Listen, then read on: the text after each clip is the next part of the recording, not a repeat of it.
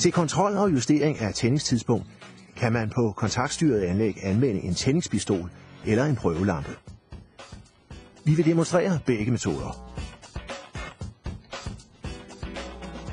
Motoren drejes til tændingsmærke og tænding tilsluttes. Hvis lampen lyser, drej strømfordeler med omløbsretning til lampen slukker,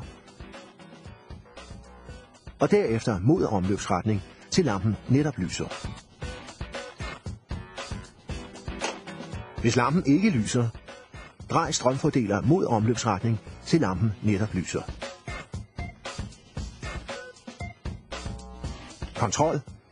Drej motoren et stykke baglæns til lampen slukker.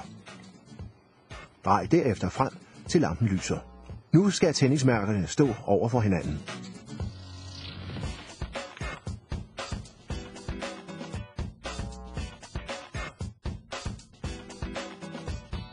På alle motorer kan man kontrollere tændingsindstillingen med en tændingspistol.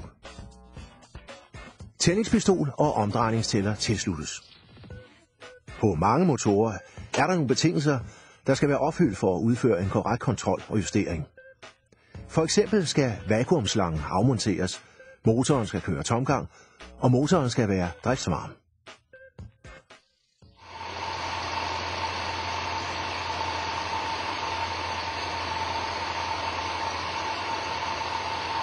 Tændingstidspunkt justeres.